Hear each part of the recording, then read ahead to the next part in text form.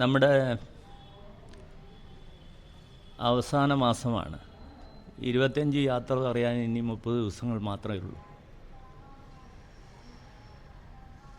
അപ്പോഴാണ്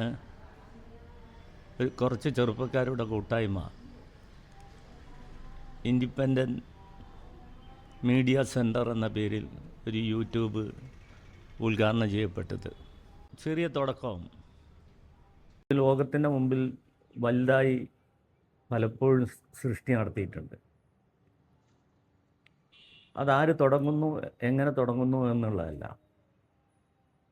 ഒരാളുടെ കാഴ്ചപ്പാട് അല്ലെങ്കിൽ ഒരു കൂട്ടായ്മയുടെ കാഴ്ചപ്പാട്, അതാണ് ലോകത്തിലെ ഏറ്റവും വലിയ സ്ഥാപനങ്ങളായി മാറിയിട്ടുള്ളത് എന്നുള്ളതാണ് നമ്മൾ കണ്ടുകൊണ്ടിരിക്കുന്നത്. ചില വ്യക്തികൾ അവർ വലിയ പ്രസ്ഥാനങ്ങളായി മാറുന്നു. ചില വ്യക്തികൾ ചില സ്മാരകങ്ങൾ നിർമ്മിക്കുന്നു.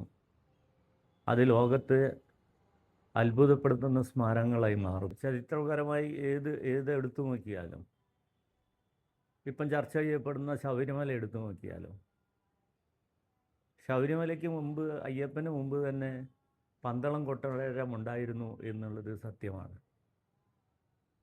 പന്തളം രാജാവുണ്ടായിരുന്നു എന്നുള്ളത് സത്യമാണ്. ഇന്നും പന്തളം കൊട്ടാരം നിലനിൽക്കുന്നു എന്നുള്ളത് സത്യമാണ്. അതിനെ ചരിത്രകാരന്മാർക്കും നിഷേധിക്കാൻ കഴിയില്ല. പിന്നെ അയ്യപ്പൻ ഉണ്ടായിരുന്നോ എന്നില്ല ഒക്കെ തർക്കവും ഇല്ലാത്ത കാര്യങ്ങളൊക്കെ വേറെ വിഷയം. പക്ഷെ ഇന്ന് ഏറ്റവും കൂടുതൽ ദുഃഖിക്കുന്നുണ്ടാവുക അന്നത്തെ രാജാവിന്, അന്നത്തെ അയ്യപ്പനെ എടുത്തു വളർത്തിയ രാജാവിന്, ആ രാജാവായിരിക്കും ഒരു പക്ഷേ ദുഃഖിക്കുന്നുണ്ടാവുക. സ്വന്തം മകൻ കാട്ടിലേക്ക് പോകുമ്പോൾ വളരെ ദുഃഖത്തോട് നോക്കി നിന്ന ഒരു പിതാവ്, ഒരു രക്ഷയുമില്ലാതെ നോക്കി നിന്ന പിതാവ്,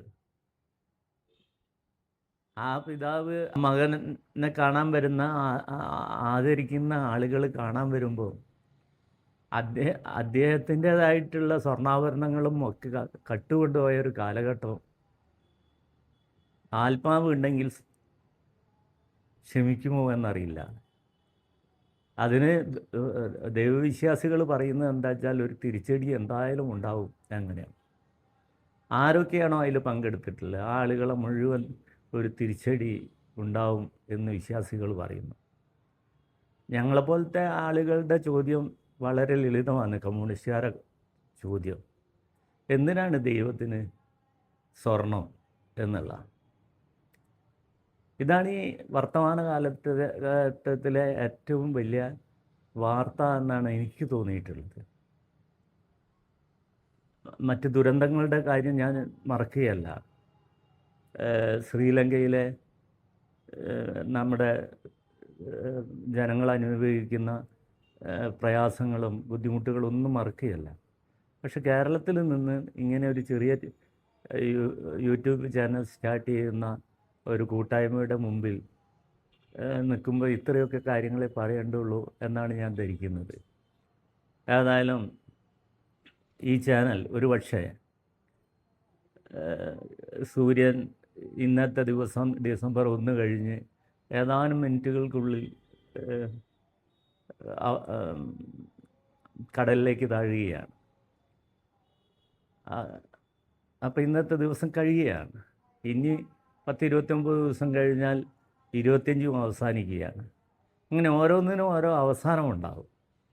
ആ അവസാനം പലർക്ക്, ചില അവസാനങ്ങൾ ചിലവർക്ക് സന്തോഷമുണ്ടാക്കും, ചില അവസാനങ്ങൾ ചിലവർക്ക് ദുഃഖമുണ്ടാക്കും. അങ്ങനെയൊക്കെയാണ് നമ്മുടെയൊക്കെ ജീവിതം. ഏതായാലും ഇത് തുടങ്ങിയിട്ടുള്ള ആളുകളെ ഞാൻ അങ്ങേയറ്റം അഭിനന്ദിക്കുന്നു. ഇത് ഉദ്ഘാടനം ചെയ്യാൻ കഴിഞ്ഞത് എൻ്റെ ഭാഗ്യമായി ഞാൻ കണക്ക് കൂട്ടുന്നു. എല്ലാവർക്കും 2026 നല്ല വർഷമാവട്ടെ എന്നാഗ്രഹിക്കുന്നു. അതിനിടയിൽ നടക്കുന്ന തെരഞ്ഞെടുപ്പിൽ നിങ്ങളുടേതായിട്ടുള്ള സ്ഥാനാർത്ഥികളെ, ആത്മാർത്ഥതയുള്ള സ്ഥാനാർത്ഥികളെ തിരഞ്ഞെടുക്കാൻ വേണ്ടി ശ്രമിക്കണമെന്ന് എല്ലാവരോടും അഭ്യർത്ഥിക്കുന്നു.